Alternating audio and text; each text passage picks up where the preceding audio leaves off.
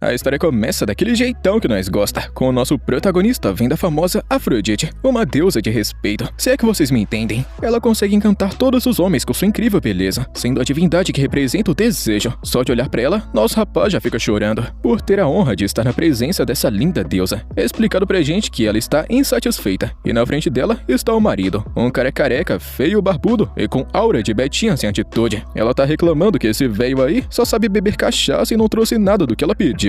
Então, do nada, ela sorri para o nosso garotão. E pronto, meu parceiro. As pernas do moleque ficam até bambas com tanta timidez e nervosismo. A grande deusa da fertilidade se aproxima e fala bem assim de um jeitinho diferenciado. Olá, meu belo rapaz. Preciso de um favorzinho. Você pode, por gentileza, buscar um certo presentinho para sua linda deusa? O moleque fica até com medo do maridão ficar bolado de raiva e ciúmes. Mas pelo jeito, ele tá gostando. E claro, quando alguém demonstra esse tipo de carinho absurdo, não tem como recusar. E claro que o fato dela ser gasosa não tá influenciando em nada na decisão do protagonista, pode confiar. Então, ele coloca seu elmo sagrado de Hades e parte com sua motinha em direção a mais uma masmorra perigosa. Mas aí então você deve estar se perguntando como é que esse Zé Ninguém e pé rapado conseguiu virar entregador dos deuses. É explicado que o nosso protagonista era apenas um entregador comum de aplicativo, trabalhador, mas pobre pra caramba. Sua rotina era subir 27 andares porque o elevador nunca funcionava, e ainda levar bronca de um cliente folgado e chato pra caramba, que sempre falava assim: ô seu idiota, você tá atrasado. Ele até pensa em responder o cliente na mesma altura, mas aí o protagonista pensa que vai ser melhor fechar a boca mesmo. E no fim, sempre engole seco e fica quieto. E não para por aí. Assim que ele voltou pra rua, o chefe liga dizendo que o cliente anterior reclamou, falando que jogou toda a comida no vaso. Ele tenta explicar que esse cliente era um grande imbecil e maluco, mas já era tarde demais. E o resultado? Ele fica um tempo sem receber pedidos, tudo pra aprender a ser mais responsável. Mas o problema é que o aluguel vai vencer na semana seguinte, e naquele momento, ele está parado bem na frente de um portal de masmorra, e de repente o celular acende, com uma notificação bem assim: você tem uma nova solicitação de entrega. Mas aquilo dali parecia um pouco diferente, tipo assim, muito diferente mesmo de tudo que ele já tinha visto. Movido pela curiosidade, ele toca na tela, e no mesmo instante um clarão forte de luz sai do celular, e quando ele abre os olhos, ele está em um lugar que parece literalmente o paraíso. Com isso ele entra em pânico. Será que isso daqui é um sonho? Ou será que algum tipo de ser místico finalmente me escolheu para ser isecaizado? Mas espera aí um pouquinho. Ele tá quase chorando, todo emocionado, acreditando que finalmente se livrou da vida miserável de entregador. Mas tem um detalhe: olhando para a tela do celular novamente, ele percebe que ainda existe um pedido ativo, com mapa e instruções para coletar néctar. E sem ter mais o que fazer, ele aceita. E no momento em que toca na tela, um gigantesco portão dourado à sua frente se abre lentamente. Ele engole seco e entra. O rapaz atravessa os céus, passando por um gigantesco castelo. Olha o celular, nervoso. E é aqui que os deuses vivem. Ele entra em um palácio e para bem na frente de uma porta colossal, acreditando que seja o ponto de encontro. Com o coração disparado, ele bate. Na cabeça dele, se um deus atender, talvez seja essa a chance de virar um caçador e mudar de vida. A porta se abre de forma dramática, e lá está ela, uma garota loira, vestido branco, e só de olhar ele já sabe: essa daqui é uma deusa, porque é muito gata. Gaguejando, ele conta que veio realizar uma entrega. Ela se aproxima desconfiada e pergunta por que o humano está no Olimpo. Quando ela acusa ele de ser invasor,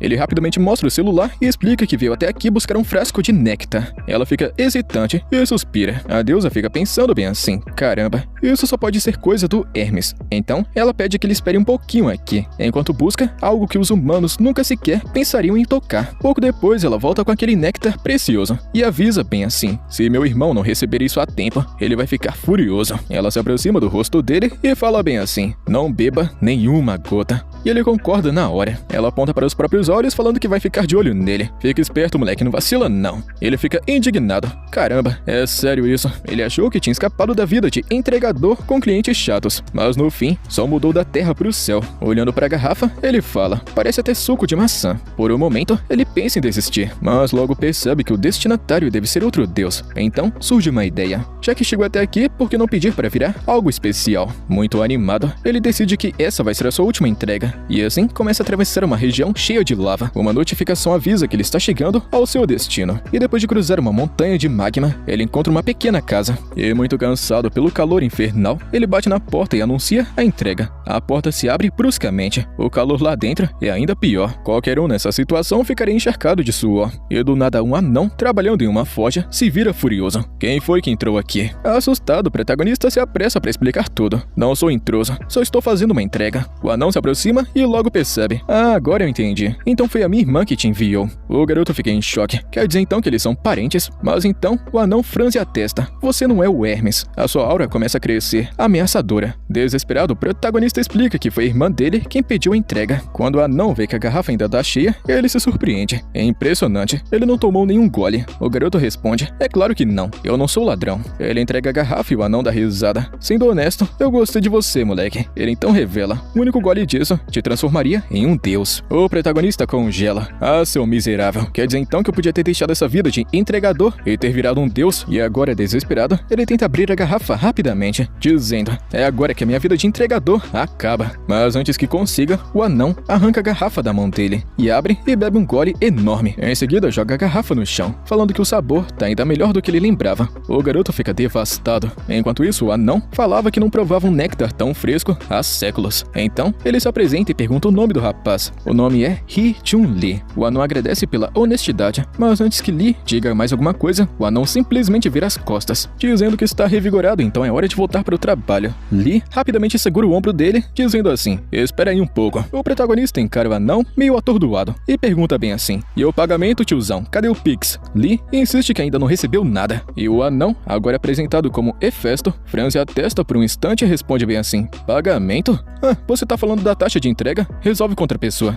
E simplesmente o anão sai andando, mandando o protagonista se lascar pra lá. E confuso, Lee pega o celular para conferir. De repente um clarão acontece. Quando a luz desaparece, o sistema mostra 1000 pontos. No instante seguinte, ele acorda em sua própria cama. Será que foi tudo um sonho? Mas assim que havia tocado no aplicativo, aquela luz misteriosa envolveu ele e o trouxe de volta para a Terra. Só que agora, uma pequena interface de sistema flutua bem diante dos seus olhos. Ele reclama, irritado: pra que serve essa porcaria? Afinal de contas, ele acabou de conhecer deuses. O mínimo que ele esperava era se tornar um caçador de Rank S, o mais forte de todos os tempos, e um verdadeiro protagonista, rei do harém. E como se respondesse aos seus pensamentos, o sistema exibe uma mensagem. Os pontos podem ser trocados por itens na loja. Sem perder tempo, ele abre a loja, e lá tem tudo, desde uma simples maçã dourada por 1000 pontos até uma motocicleta por 100.000. Essa inflação tá complicada. Ele se irrita na hora. Nada disso presta. É tudo caro demais. Mesmo assim, ele continua rolando a tela, procurando qualquer coisa que seja útil para sobreviver dentro de uma masmorra. Por um tempo, tudo parece inútil, até que algo chama sua atenção. Na parte inferior da loja aparece uma opção curiosa: conversão de pontos, cerca de $10 por ponto. Ele para e pensa: espera aí um pouco. Quer dizer então que essa entrega que eu acabei de fazer me rendeu $10.000? E sem pensar duas vezes, ele toca na opção. No mesmo instante, uma nota de dinheiro aparece na frente dele e cai no seu colo. Ele pega e é real, completamente real. O sistema atualiza. 999 pontos restantes. Ele simplesmente não acredita. Olha para o dinheiro, depois para a tela e começa a apertar sem parar. De repente, várias notas começam a cair por todo o quarto. E agora, o sorriso no rosto dele muda completamente. Um sorriso ganancioso. Ele joga o dinheiro para o alto todo radiante, porque finalmente algo deu certo na vida dele. A cena muda mostrando que ele tá aproveitando o restaurante, feliz da vida, com um brilho absurdo nos olhos. E para confirmar, ele vai ter um caixa eletrônico. O dinheiro funciona perfeitamente. Nesse momento, ele quase chora. $10.000 com apenas uma única entrega. Uma mulher fica estranhando a reação dele e pergunta se tem algo de errado. E ele responde dando risada: na verdade, está tudo uma delícia. Ele fica ali, rindo sozinho como se fosse completo maluco, enquanto pensa no que fazer com o dinheiro. A televisão ao fundo começa a chamar sua atenção. As notícias estão falando de uma guilda que está se preparando para invadir o portão do Tártaro, o mais brutal de todos. O caçador recrutado ficou entre os 5 melhores no exame de caçadores e tem um contrato com uma grande guilda chamada Fastest. O garoto Lee lembra na mesma hora: espera aí um pouco, não é aquele anão folgado? O mesmo que acabou de se tornar o melhor cliente da vida dele. Satisfeito e de barriga cheia, ele sai do restaurante, mas nesse instante, seu celular começa a tocar. Ele já tinha um certo pressentimento, por isso, ele trouxe a motinha. O celular acende e é nova entrega. Assim como antes, um clarão de luz acontece e ele é levado novamente para outro mundo. Quando abre os olhos, ele está de volta no Olimpo, e dessa vez em um gigantesco jardim botânico. Enquanto ele tenta entender onde é que tá, alguém chama ele. Uma garota aparece e se apresenta como uma deusa. Lee a cumprimenta, ainda confuso. Ela sorri e diz que ouviu falar dele através do seu sobrinho. O moleque fica estranhando. Sobrinho? Como assim? Ela então responde naturalmente que é uma pessoa que eles valorizam bastante na Terra. Descobrindo a verdade, o protagonista fica sem entender nada, falando que isso daí só pode ser pegadinha. Nada nessa família de deuses faz sentido. A mulher dá risada, percebendo que tá tudo sem pé nem cabeça mesmo. Não dá nem pra saber quem é que se relaciona com quem. E logo em seguida, ela pergunta se pode confiar uma entrega a ele. O rapaz responde na hora, é claro. E na cabeça dele é dinheiro fácil. Ele já começa a imaginar algum item absurdo. Mas dessa vez a deusa concede a ele uma energia na sua mão e cria uma simples lancheira. Ele fica confuso, falando assim, ué, é só isso? Ela pede que ele entregue o objeto. Ele aceita, mas não era exatamente o que ele esperava. Mas parecia fácil. Só que de repente, ela treme. E em um instante, todo o jardim ao redor começa a apodrecer. Lee olha ao redor, chocado. Mas a deusa já está se afastando, agradecendo pela ajuda. Ele fica meio em dúvida, perguntando se isso daqui não é uma bomba divina. Mesmo desconfiado, ele coloca a lancheira na motinha. Porque afinal de contas, uma deusa não mandaria algo perigoso para uma outra pessoa, certo? Ele verifica o destino para levar esse presentinho. E então, cabum. Ele é enviado de volta para a Terra. O aplicativo confirma. A entrega é na Coreia. Ele se lembra do que a deusa disse, que os deuses não podem sair de seus domínios sem um motivo válido. Então, ele pensa que a filha dela deve estar lá. Muito animado e sorrindo, o protagonista fica se perguntando quantos milhares de dólares ele vai ganhar dessa vez. Assim que o protagonista chega no local, ele tira o capacete e congela. Isso só pode ser piada. O aplicativo tá mandando ele entrar na masmorra mais perigosa de todas, o Tártaro, conhecido como um verdadeiro cemitério de caçadores. Ele tenta pensar bem assim. Não.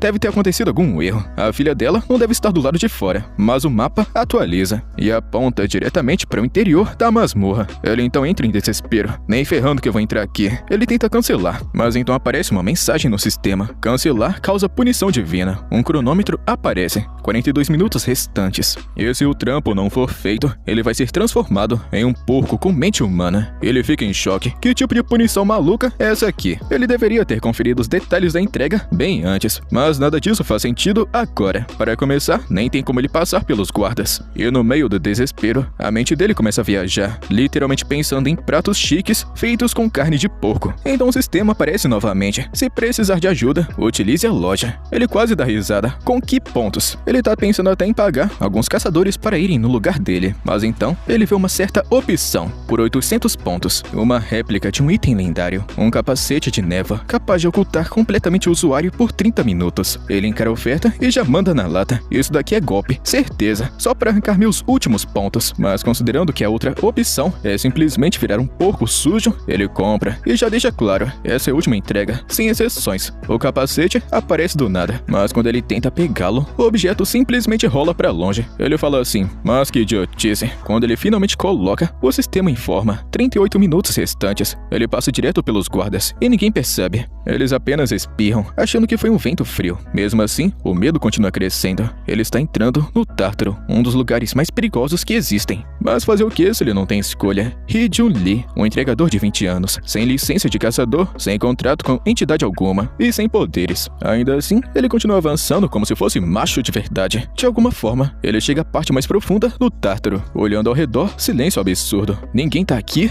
Ele suspira, aliviado. Pelo menos eu cheguei a tempo, então não vou virar um porco. Respirando fundo, ele grita, entrega! E aí que tudo piora. Da escuridão, surge uma criatura monstruosa. É aquele famoso lobo de 3 cabeças, encarando diretamente pra ele. O corpo dele trava. Mas o que diabos é isso aqui? A criatura avança lentamente, babando, pronta para atacar. Sem reação, ele pensa, talvez virar um porco fosse melhor. O monstro se aproxima, cada vez mais perto, cara a cara. Ele tem certeza, agora eu tô ferrado. Acabou a vida desse motoboy. Ele gastou todos os seus últimos pontos naquele capacete inútil, e agora vai morrer. Mas então ele lembra de um detalhe. O capacete tinha 2 funções. No exato momento que a criatura salta, ele ativa novamente, mas já é tarde demais. As mandíbulas estão sobre ele, e então uma voz ecoa, não coma nada sujo. A criatura para instantaneamente. Hee-jun abre os olhos devagar. Ele ainda tá vivo de algum jeito. Confuso, ele se vira e vê uma garotinha. Ele não consegue acreditar. Uma criança no coração do Tártaro. Ela se aproxima calmamente, acaricia o monstro e diz assim, esse cachorro não morde, ele é muito fofinho. E na hora, o rapaz percebe. Ela se parecia muito com a deusa Servo. Nesse momento, uma voz surge atrás deles, onde a Perséfone foi agora. Um homem pálido aparece e comenta que ela deve ter ido brincar com Cérbero. Então, ele olha para o protagonista. O clima muda muda completamente. Como é que um mortal ousa entrar no submundo de Hades? O garoto tenta explicar. Aí, tiozão, eu tô aqui no trampo e na correria, sendo um trabalhador comum. Mas ele está completamente apavorado. Ele percebeu, ele está diante do famoso Hades. O deus então observa de um jeito frio. Faz muito tempo que nenhum humano chega até aqui, desde Orfeu. De repente, uma pressão invisível cerca o pescoço de Hee-Jun-Lee. Ele não consegue respirar e nem falar. Hades continua falando. Orfeu veio salvar sua esposa e você veio roubar meu elmo? Ele arranca o capacete, mas logo percebe e fala assim: o quê? Uma imitação. A garota Perséfone entra no meio. Acho melhor escutar esse garoto primeiro. A pressão desaparece. Hee-Jun-Lee cai no chão tossindo, tentando recuperar o fôlego. Hades então pergunta: por que você entrou aqui? Ainda ofegante, ele responde: cara, eu só vim fazer uma entrega. Hades então franze o rosto. Para mim, o deus do submundo? Ele balança a cabeça e fala assim: não.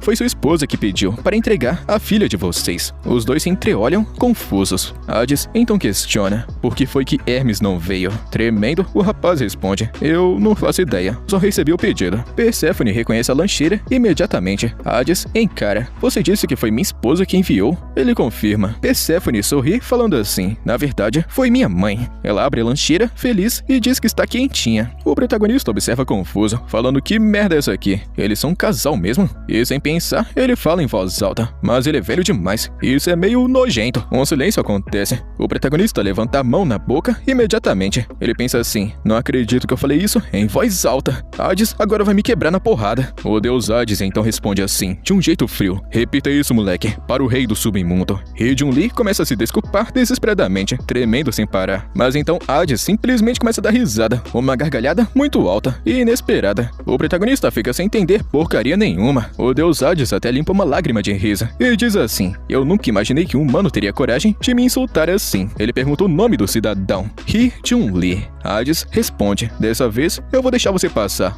mas se acontecer de novo, já sabe, né, filhão, eu te estouro. A energia ao redor deixa bem claro o recado. Em seguida, Hades fala assim: já fiz o Pix, moleque, pode cair fora agora. E na mesma hora, a tela aparece: 10.000 pontos, mais 5.000 de bônus. E ainda tem mais. Hades devolve o capacete, falando assim: fica com esse brinquedinho, moleque. Hee-Jun-Lee começa a tremer, mas dessa vez de felicidade. Ele agradece com um sorriso gigantesco. Então a cena muda. Então vemos um homem exausto enfrentando um dragão. Ele se prepara para o combate. Esse carinha aí é Dong-Ha, o capitão do time 1, um poderoso caçador de combate. Ele avança com uma sequência de ataques, mas o dragão contra-ataca, acertando seu peito com uma garra. Nesse momento, outro lutador surge por trás, revestindo sua lâmina com aura e atacando com tudo. O golpe conecta. O dragão é lançado aos céus, se contorcendo de dor. Então, cai derrotado. O espadachim se aproxima de Dong-Ha e o parabeniza. Missão cumprida. Eles finalmente limparam os 4 primeiros andares do Tártaro. Esse homem é Park Sang-jun, mestre da guilda e o terceiro colocado no ranking mundial. Toda a equipe começa a comemorar. Ele declara que aquele é um grande dia. Afinal de contas, a guilda alcançou a zona mais profunda do Tártaro. Mesmo com todos exaustos e feridos, a vitória ainda é deles. Sang-jun então agradece a Dong-Ha, dizendo que chegaram até aqui graças a ele. Emocionado, Dong-Ha responde que não merece tanto crédito. A equipe inteira se reúne e se abraça e promete continuar lutando juntos, não importa o que aconteça. Sang-jun então avisa Aaron para não exagerar. Afinal de contas, ela é a 17ª colocada no ranking mundial. Ela responde que entende isso. O cara contou que sabe muito bem que ela quer coletar o máximo possível de pedras de mana, mas não tem necessidade de tanta pressa. Só que de repente, ela sente algo. Saltando do dragão, ela avisa: algo está vindo e muito rápido. A equipe inteira encara a escuridão e todos sabem, eles estão exaustos demais para continuar lutando. Levantando a espada, Sang-jun ordena: se preparem. Aaron responde que seja o que for, já está chegando. O líder então diz: se a situação sair do controle, fujam, e eu fico para segurar. Os outros se revoltam na mesma hora. Mas nem pensar, vamos lutar juntos até o fim. Ele sorri, mas Aaron interrompe: já chegou a hora. Ali longe, um som estranho está ecoando. O motor. E então, a sombra de alguém aparece. É só um motoqueiro idiota utilizando o capacete. Sang-jun fica parado, tentando entender o que o diabo tá vendo. Enquanto isso, completamente de boa, o protagonista simplesmente pergunta: e aí, cambada, será que eu posso passar? E vendo o dragão, ele comenta assim: caramba, vocês são incríveis. E ainda completa bem assim: ô louco, ainda bem que vocês apareceram. O efeito do capacete capacete já estava acabando. Ele faz um joinha com a mão. Cuidado mais à frente, tem criaturas com magia negra. E sem esperar a resposta, ele sai acelerando com sua scooter. A guilda inteira fica em silêncio, ninguém consegue sequer reagir. Então a cena muda, e agora vemos um número, 150 milhões. Se fossem anos, estaríamos na era dos dinossauros. É quase a população inteira da Coreia. E normalmente, o protagonista ganha cerca de 3 pontos por entrega. Para chegar nisso, precisaria de 50 mil entregas. Mas é exatamente quanto ele tem agora, se converter tudo. O garoto ganancioso nem consegue parar de dar risada. Ele passa o dia inteiro olhando aquele número fabuloso. Ele pensa assim, é claro, eu quase virei um porco, quase fui devorado por um cachorro monstro, quase morri nas mãos do deus do submundo. Mas pensando bem, ele sofreu bastante por esse dinheiro. Só que compensa demais. Ele fez uma fortuna, e como qualquer outra pessoa, ele já quer ainda mais. Ele começa a declarar com um sorriso manipulador e ganancioso, de agora em diante, eu vou... não dá pra saber o que ele ia dizer, porque o estômago dele roncou bem alto. Então ele fala assim, ok, comida primeiro, talvez cerveja com frango frito. Enquanto isso, Sang-jun está em uma conferência. Muito exausto, ele sai para falar com os membros da guilda, e ainda precisa se juntar com o presidente da Associação de Caçadores. O homem não tem sequer um segundo de paz. Dong-ha pergunta se ele mencionou o entregador misterioso. Sang-jun responde bem assim, claro que não. Por enquanto, é melhor manter isso em segredo. Ninguém sabe de onde é que aquele carinha apareceu. Eles deveriam ter perseguido e interrogado ele, mas estavam cansados e atordoados demais para reagir. Mesmo assim, a curiosidade é geral. A caçadora loira comenta que o capacete e a scooter eram muito estranhos. Talvez não seja tão difícil assim encontrá-lo, mas Sang-jun corta na hora. Deixem isso de lado por enquanto. O trampo de vocês é limpar masmorras e não caçar um motoboy fracassado. Em seguida, ele muda de assunto. Eles precisam de novas armas. O outro cara reclama, mas ainda aceita perguntando que tipo de metal. E depois de pensar um pouquinho, Sang-jun responde metal celestial. Enquanto isso, nosso protagonista está finalmente aproveitando seu frango frito com aquela cervejinha gelada. Mas o celular toca novamente. Ele levanta na mesma hora. Não dá para simplesmente ignorar um pedido dos deuses. Num clarão, ele é teleportado mais uma vez. Quando abre os olhos, está nas montanhas. E bem à sua frente, a casa de Hefesto. Ele então percebe, eu esqueci minha scooter e o capacete. Enquanto pensa nisso, alguém aparece atrás dele. Uma voz o chama. Ele se vira e encontra o anão, chorando. Ele pergunta para Hefesto por que ele tá aqui fora. E ainda soluçando, o cara responde assim, eu fui expulso. O protagonista fica confuso. Como assim? O carinha explica que estava bebendo com seu irmão Dionísio. Então alguém apareceu, chamando ele de querido e brigou por ele estar bebendo de novo, expulsando o coitado do local, dizendo para não voltar mais ali. Dionísio saiu correndo na hora e deixou o pobre anão sozinho para trás. O protagonista entende a situação e pergunta assim, tá tiozão, e o que eu tenho a ver com isso? Com uma expressão miserável, Hefesto responde qualquer coisa, comida ou bebida. Ele tá falando assim porque desde que foi expulso, ele não comeu nada. Até tentou pedir ajuda à sua irmã, mas ela não tinha néctar. Agora, o protagonista é a última esperança desse cachaceiro. E o problema é que ele não faz ideia do que um deus come.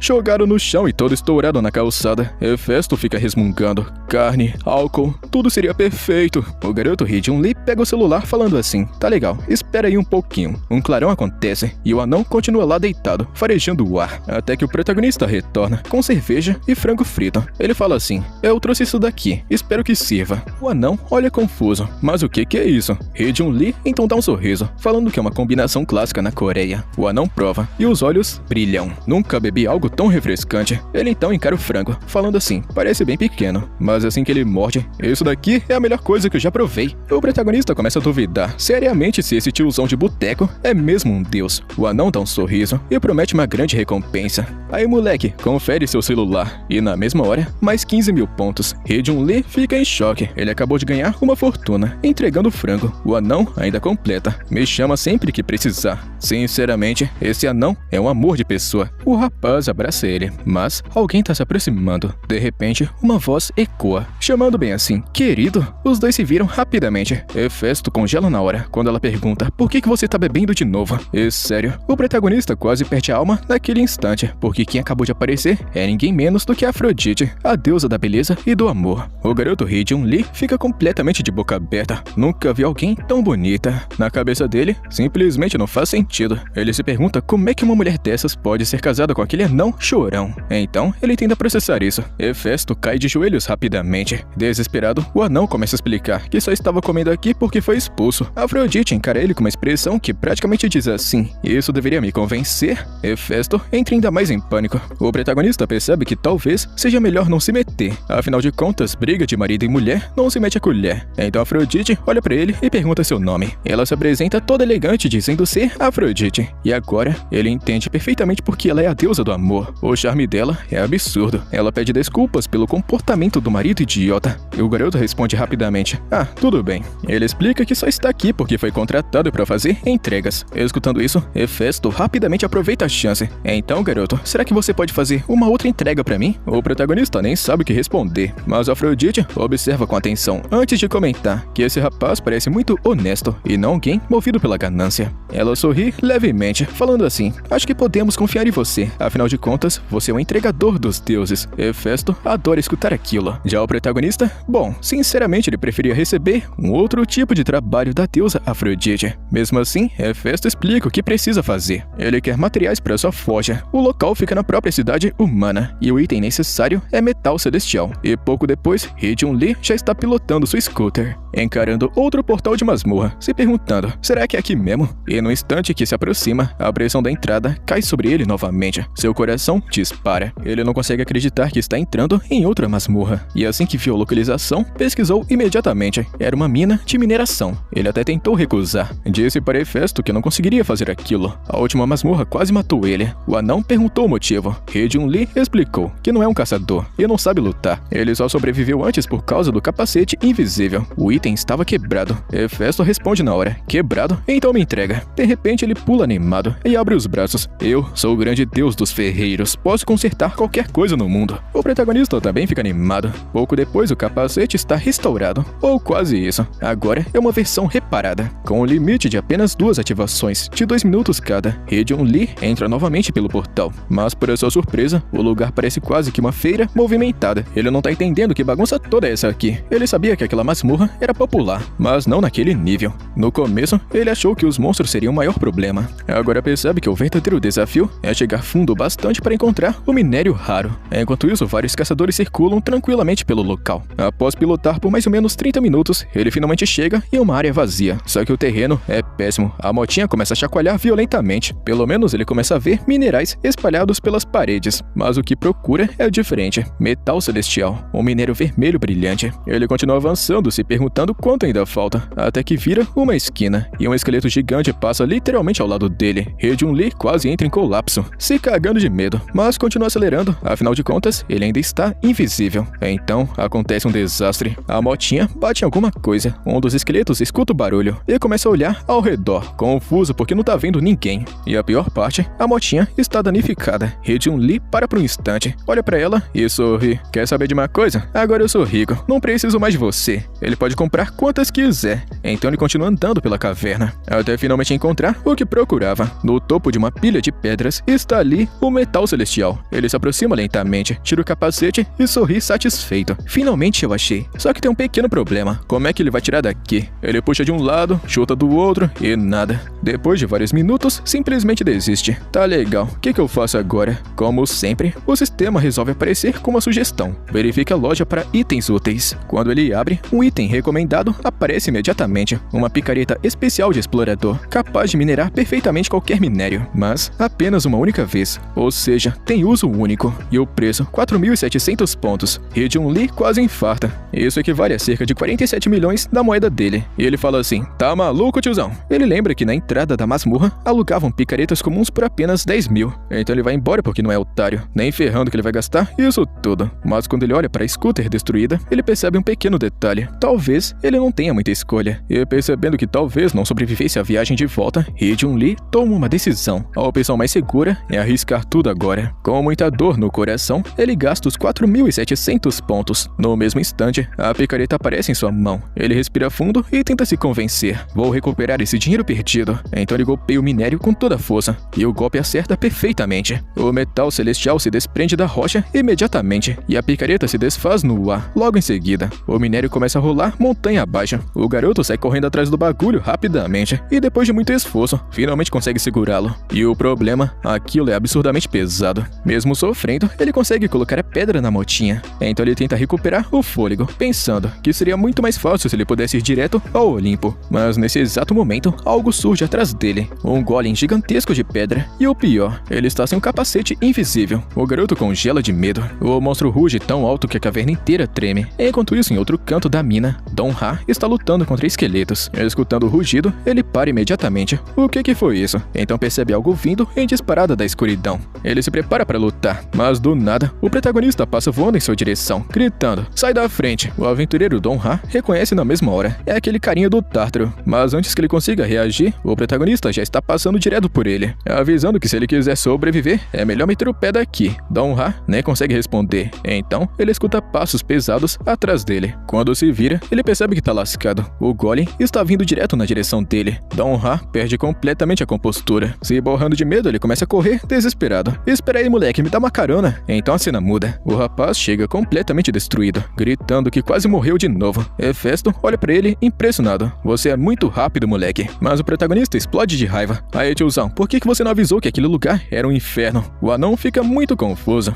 O protagonista tenta explicar, indignado. Aquela pedra era enorme. O anão pilantra continua sem entender nada. Então o rapaz resolve mostrar. Ele arrasta o gigantesco bloco vermelho até o anão e o deixa cair no chão com um gigantesco estrondo. Olha aqui, velho malandro, o tamanho da coisa que você pediu. Hefesto fica encarando o minério, completamente chocado, falando assim: mas o que é isso? Os dois ficam olhando um para o outro. O protagonista responde: como assim, o que é isso? É o metal celestial. Hefesto se aproxima lentamente, ergue a pedra com dificuldade e fica ainda mais impressionado. Nunca na minha vida vi um metal celestial tão grande ou tão puro. O prota fica confuso. Então Hefesto entra na oficina e volta segurando uma pedrinha minúscula. Ele mostra todo orgulhoso que essa daqui costumava ser a maior que ele já tinha visto na vida. O anão velhote então olha para o protagonista com os olhos brilhando. Você, rapaz, é ainda mais incrível do que eu pensava. Ele continua admirando o minério, completamente empolgado. A recompensa original seria de 20 mil pontos, mas Hefesto adiciona mais 30 mil por causa do tamanho absurdo da pedra. E na mesma hora, mais 50 mil pontos na conta. O rapaz quase desmaia de tanta empolgação. O choque é tão grande que ele chega a ficar tonto. Aquilo equivale a quase $500 mil. Hefesto ainda conta que seria ridículo pegar só um pedaço e mandar você trazer o resto depois. Hee-Jun-Lee cai de joelhos rapidamente e agradece do fundo do coração. O anão velhote manda ele se levantar, mas o garoto responde: eu não consigo não, véi. As pernas dele simplesmente desistiram de funcionar. E com isso, rapaziada, a gente chega no finalzinho de mais um capítulo, que é a continuação, tá ligado, né? Deixa a inscrição e o likezão. Tamo junto, mano. Até a próxima.